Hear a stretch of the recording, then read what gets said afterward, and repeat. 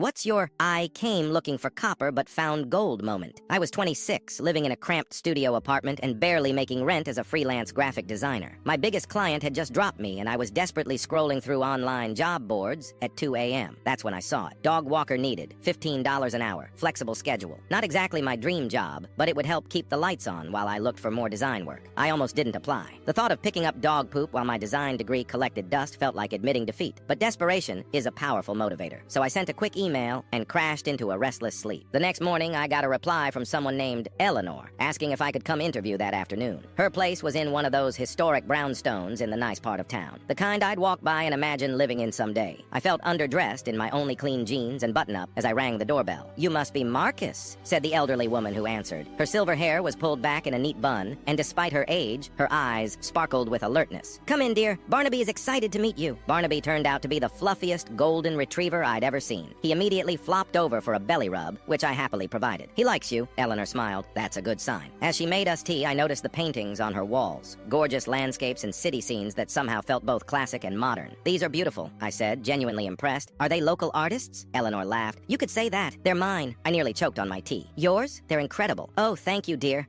I was a commercial artist for 40 years before retiring. Now I just paint for pleasure." My heart skipped. "I'm actually a graphic designer, or trying to be anyway." Eleanor's eyes lit up. "Are you? Do you have any samples?" Suddenly self-conscious, I pulled up my portfolio on my phone. Eleanor put on her reading glasses and studied each design carefully, asking thoughtful questions about my process and influences. "You have real talent," she said finally, "but something's missing in these recent pieces. There's technique, but no heart." I should have been offended, but she was right. My recent work had been soulless, designs I thought clients wanted rather than what I felt passionate about. "The dog walking job is yours if you want it," she continued, "but I have another proposition. My arthritis makes it difficult to teach my community art class at the senior center. Would you consider taking over? It pays better than dog walking." I blinked in surprise. "But I'm not a teacher or a traditional artist." "Neither was I when I started," she shrugged. "You learn by doing." Against my better judgment, I agreed. That first class was terrifying. 15 seniors staring expectantly at me. But when I started talking about color theory and composition, something clicked. They asked questions that made me think about design in ways I never had before. Over the next 6 months, Eleanor became my mentor. She introduced me to her old industry contacts, critiqued my work honestly, and pushed me to find my voice. I still walked Barnaby 3 times a week. Not for the money anymore, but because those walks were when Eleanor and I had our best conversations. My portfolio transformed. So did my client list, as Eleanor's connections hired me for work that actually excited me. Last week, I signed the lease on a proper studio space. As I was packing up my apartment, I found that original job listing I'd printed out. Dog walker needed, $15 per hour.